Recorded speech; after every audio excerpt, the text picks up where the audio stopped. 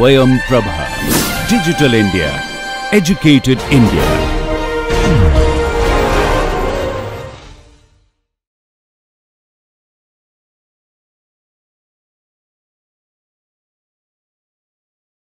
And if I want to know what the corresponding vector is in the frame S prime, I would call that V prime.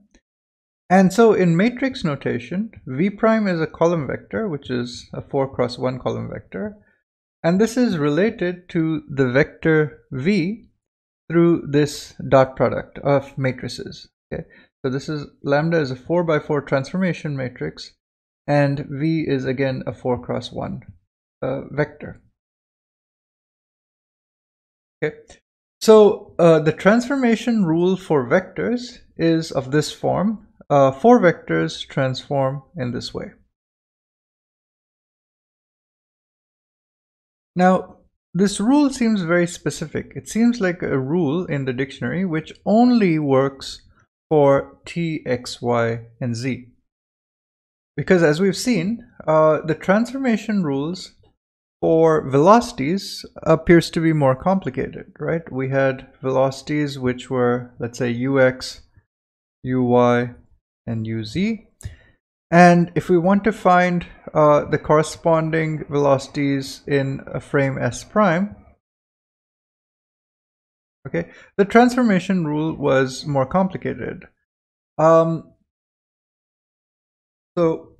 what we had was something like this for ux prime. Okay, again, where observer S prime and observer S are related by a boost along the x-axis. We had ux prime is equal to ux minus v over 1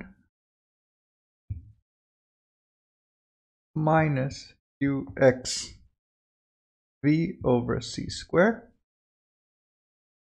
Uy prime is equal to uy times the square root of 1 minus v square by c square by 1 minus ux v square by c square. So the rule for uy prime involves not only uy, but it also involves ux. And uz prime was uz times the square root of 1 minus v square by c square, 1 minus. So the dictionary for speeds appears to have, or velocities appears to have nothing to do with the dictionary that we used for space-time coordinates. Okay? So at the moment, it appears like this specification of this rule for 4 vectors is a rule that only applies to space-time coordinates. So it doesn't seem like an obvious reason why we would want to think of this as some kind of general rule. But I'll just show you in a second that secretly the velocity transformation law has exactly the same structure as the transformation law for space-time coordinates. Okay, so let's see how this works. So what you should do is construct the following combination of 4 objects. Okay, so let's define first u square as ux square plus uy square plus uz square, and correspondingly u prime square in the prime frame is ux prime square plus uy prime square plus uz prime square. So u is the magnitude of the speed in the S frame, u prime is the magnitude of the speed in the S prime frame. And now supposing we construct the following quantities, that is, we construct, first quantity is 1 over the square root of 1 minus u square by c square. The second quantity is ux over the square root of 1 minus u square by c square. Then uy over the square root of 1 minus u square by c square, and uz over the square root of 1 minus u square by c square. Okay, So you construct these four quantities, which are defined in frame S, and you construct the corresponding quantities in frame S prime. That is, you construct the quantities 1 minus u prime square by c square, and then ux prime over the square root of 1 minus u prime square by c square, uy prime over the square root of 1 minus u prime square by c square, and uz prime over the square root of 1 minus u prime square by c square. And you ask, how are these four quantities in the frame S prime related to the four quantities in the frame S? Okay, we already know the transformation rules for ux, uy, and uz, so we should be able to figure out how these quantities are related. And if you were to work it out, what you would find is that they are related again by a linear transformation. That is, there's a 4x4 matrix, and the entries of this matrix are just what we found for lambda above in the transformation of the space-time coordinate.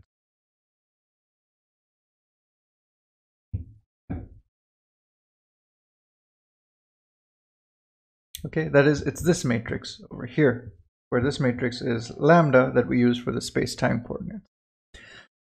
So what we see is that while ux, uy, and uz have more complicated transformation laws, the law for transformation of these four quantities, okay, is simple. It's as simple as the law of transformation of the space-time coordinates ct, x, y, z.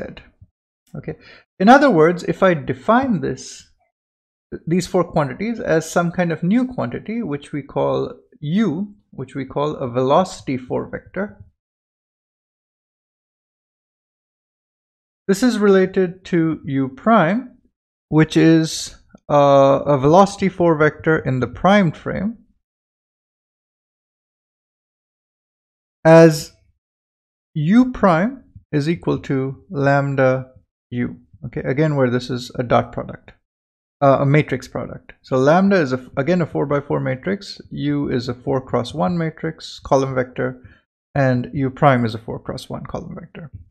So once again, we see that the law for transformations is actually quite simple and just depends on this matrix lambda. Okay, so proving that the transformation is through this matrix lambda is a homework exercise. It's just converting the transformation of ux prime, or ux, uy, and uz to a transformation of these four quantities, which I've written down as a column vector over here. And similarly, you can show that if we construct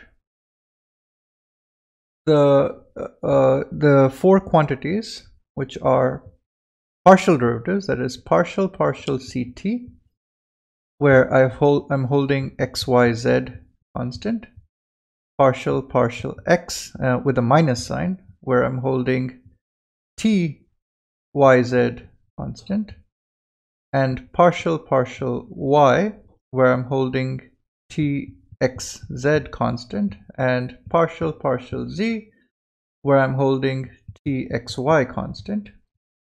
These four quantities are related to the corresponding quantities in the S prime frame, which is partial ct prime, where here x prime, y prime, and z prime are held constant,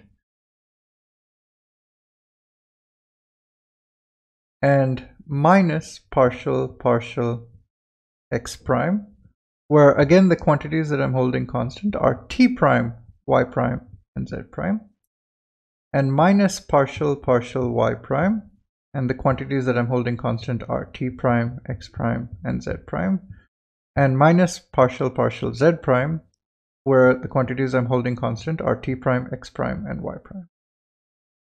So you can find out this transformation law for these partial derivatives again by using the transformation law for space-time coordinates.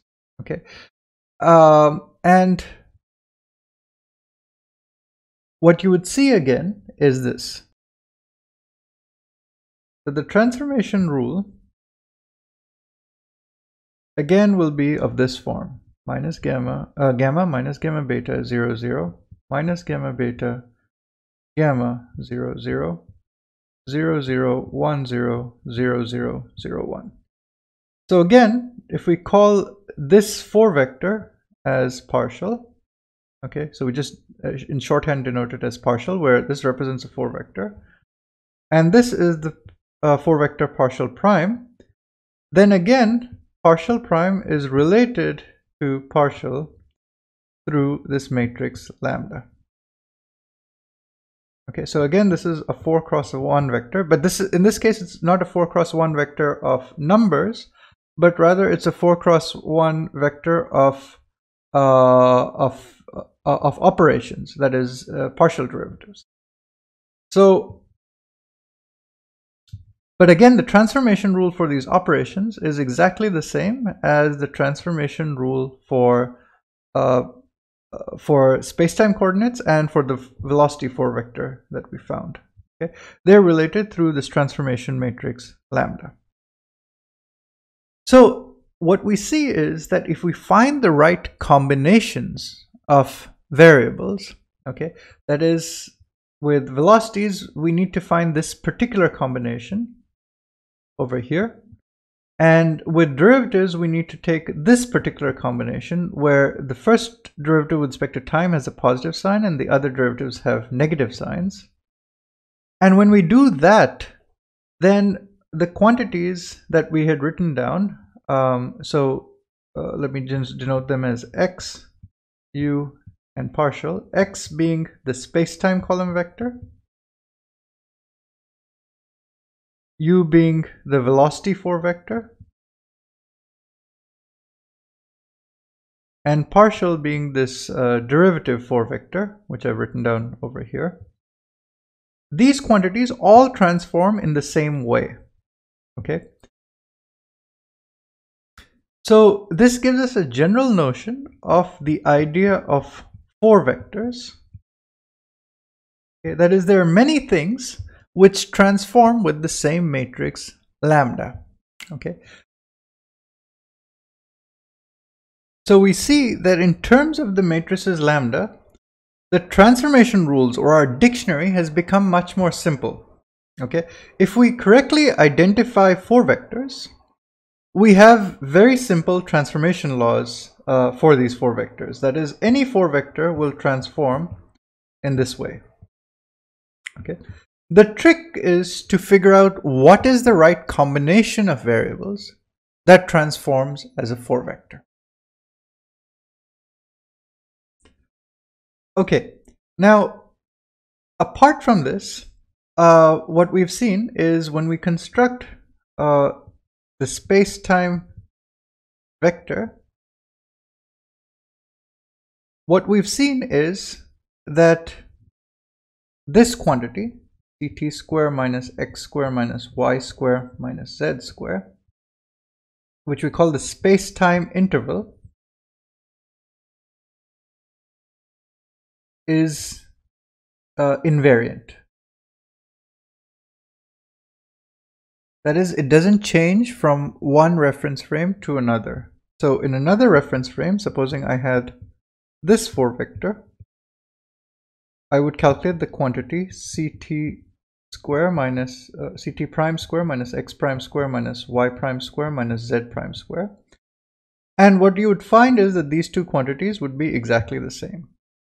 Now, this is obviously true, or we've checked this in the case of a Lorentz boost, but you can also check this obviously for the case of rotations. In the case of rotations, the time coordinate does not transform. Okay, so the time coordinates are the same. And x square y plus y square plus z square is a length which doesn't change under rotations. So under a general Lorentz transformation, a general proper orthogonal Lorentz transformation, this space-time interval is invariant, and we can write this rule for invariance, or we can understand this rule for invariance in a very simple way. So first, if we define this vector as x and we define this vector as x prime, what we see is that the space-time interval can be written in a very simple way. So delta S square, which is the space-time interval, is equal to X transpose, okay, dot G, where G is our space-time metric, dot X. And the statement is that this is the same as X prime transpose dot G dot X prime. Okay, and these two are obviously equal because if X prime and X are related by a Lorentz transformation, what that means is X prime is equal to lambda X, and therefore what that tells us is that this quantity is X transpose dot lambda transpose dot G dot lambda dot X. And by the property lambda of any matrix of belonging to this Lorentz group, this quantity is just G. So this is just X transpose dot G dot X. So the spacetime interval is indeed invariant. And one way we can see that is by constructing the dot product of X with itself, or this, you can think of this quantity as a dot product of 4 vectors. Okay, so if I have any 2 4 vectors, A and B, I would construct a dot product which we denote as a general A B. Okay, I'll use a circle over here. The circle is 4 vector dot product.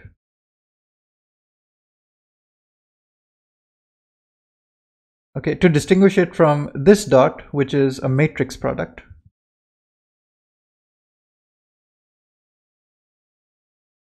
So this 4 vector dot product is A transpose dot, where this is matrix product.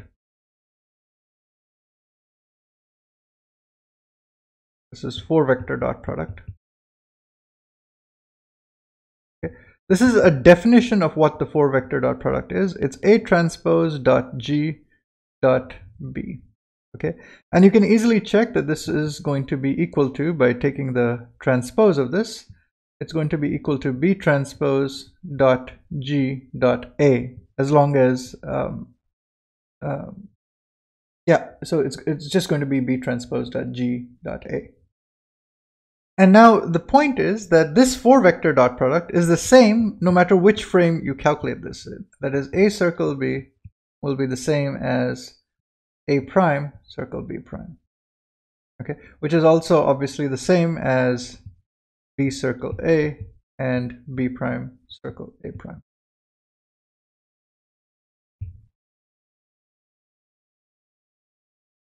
Okay, so 4 vector dot products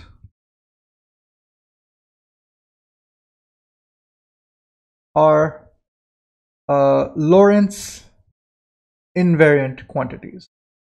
That is, they are the same no matter which reference frame you calculate them in. So such quantities are also called Lorentz scalars. Okay. That is, these are quantities that do not change from one reference frame to another, just like the space-time interval is a Lorentz invariant quantity. So now you could ask, let's take some of the 4 vectors that we had constructed. So let's take, for example, the velocity 4 vector. And let's ask what happens when you construct this dot product, okay, of the velocity 4 vector. Well, you can check that in any frame, if you construct this, you will just get 1.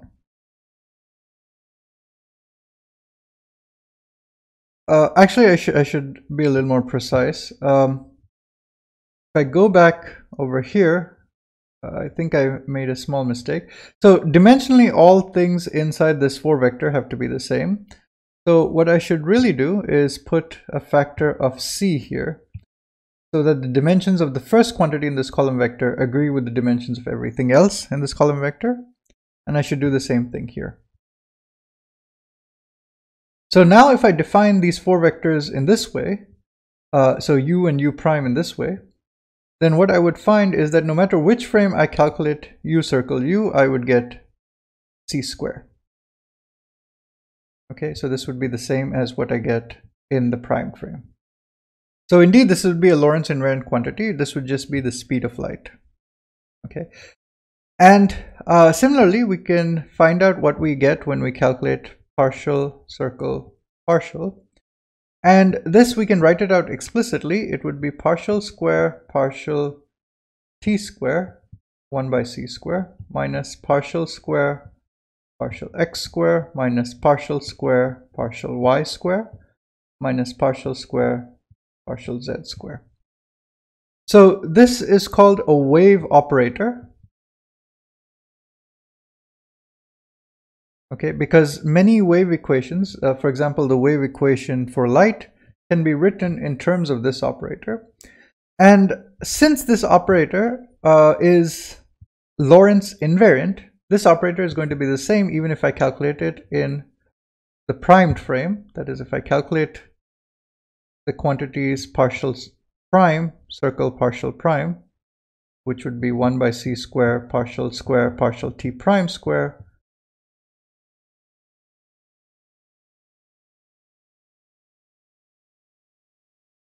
these two quantities would be the same, okay, because they're Lorentz scalars. Okay, so these are some examples of Lorentz scalars.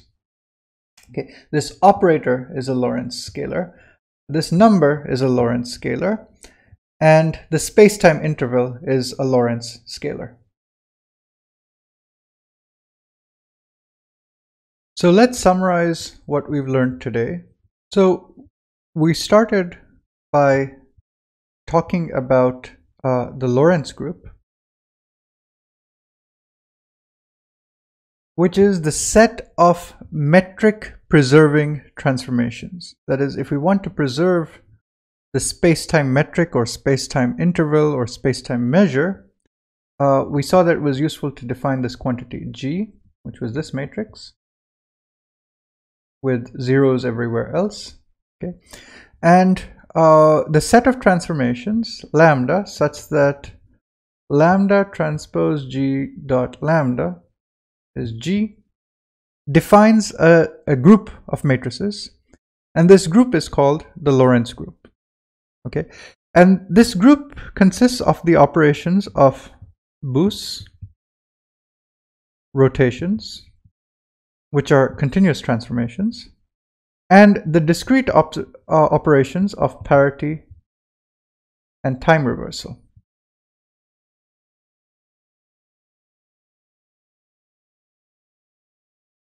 And another important property of this group is that it's a non-abelian group. Okay, we didn't discuss this earlier in the lecture, but boosts in general do not commute with each other, and they do not commute with rotations. The order in which you do these operations matters. And similarly, rotations do not commute with each other. Okay, so this is what is called a non-abelian group.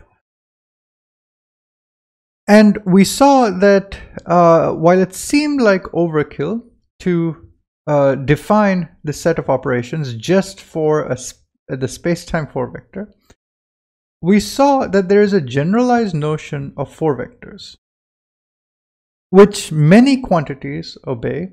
So we saw that not only is there a spacetime 4 vector, there's also a velocity 4 vector, there's also a partial derivative 4 vector, and these quantities all transform in the same way. That is, if I want to find out what they are in the primed coordinates, I would just calculate something like this, where this is matrix product lambda dot x, u prime would be lambda dot u, and partial prime would be lambda dot partial. So we came up with this generalized notion of 4 vectors, and this generalized notion of 4 vectors is an obvious generalization of 3 vectors. So 3 vectors are objects where if if I want to construct an object A prime in a rotated reference coordinate system, I would apply a rotation matrix, which is a 3 by 3 matrix, to A, which is a 3 vector. So if I have 3 vectors, I rotate by a rotation matrix, and that would give me my new 3 vector in my rotated coordinate system. So similarly, 4 vectors here involve transformations not just in space but in time as well. The transformations in time are interpreted as Lorentz boosts. That is, you're going to a frame which is moving with respect to the frame that you started with. And the power of identifying 4 vectors is that the transformation laws become universal for all 4 vectors. All 4 vectors transform in exactly the same way. Okay, so we don't have to worry about the complicated rules for the transformation of ux, uy, and uz. If we correctly identify the 4 vector combination, the 4 vector combination transforms in a very simple way. Okay, so it'll be useful to identify what objects are 4 vectors, and then we just know the transformation rule.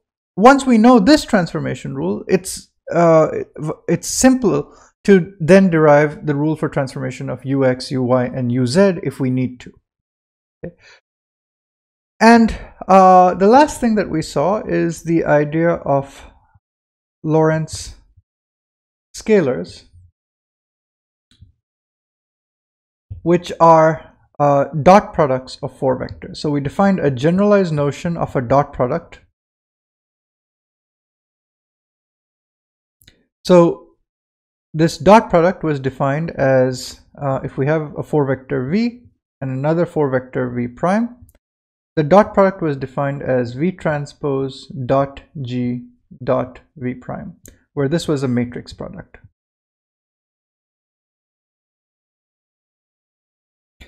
Now, if you compare this with what we know about 3 vectors, so for 3 vectors, if we write down a dot product of 2 3 vectors, conventionally, if we think of A as the 3 vector ax, ay, az, and B as the column vector bx, by, bz, then we would say that this dot product is a scalar quantity under rotations. It doesn't transform under rotations. It's ax bx plus ay by plus az bz. In matrix notation, we write this as A transpose dot B, okay, where dot is again matrix product. But you see that secretly, you can think of this as having a metric in here. So I can write this as A transpose dot identity 3 by 3 dot B.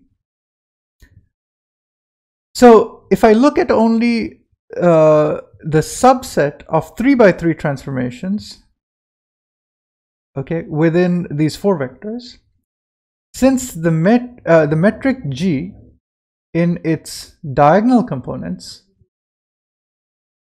has the same sign for the lower 3 by 3 entries, okay, the dot product, if I only look at if I ignore the time component, or if the time component is 0 for these vectors v and v prime, I would exactly recover the dot product of 3 vectors. Okay, the difference between 4 vector dot product and 3 vector dot products is not just going from 3 dimensions to 4 dimensions, but also the fact that the metric is different. It's not all the same signs. The time coordinate has a different sign in the metric. The time-like coordinate has a different sign in the metric than the spatial coordinates. Okay, so this is the generalized notion of 4 vector dot product. And we've seen that just as 3 vector dot products are invariant under rotations, so 3 vector dot products are invariant, that is, they do not change under rotations. 4 vector dot products are invariant under Lorentz transformations.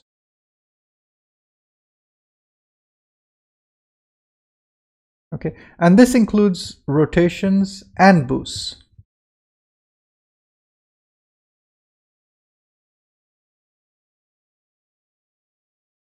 So in the next class, what we'll do is we'll see that there are more general objects which transform again in very simple ways, but are different from the but have different transformation rules than that of four vectors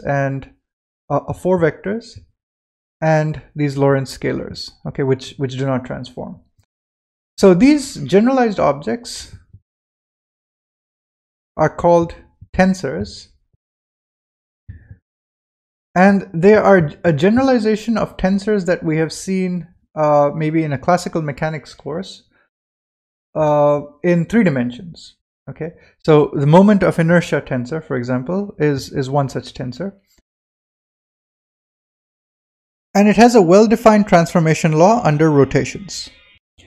We will see that there is a generalization of this idea of transformations under Lorentz transformations to define objects which are called tensors in 4 dimensions.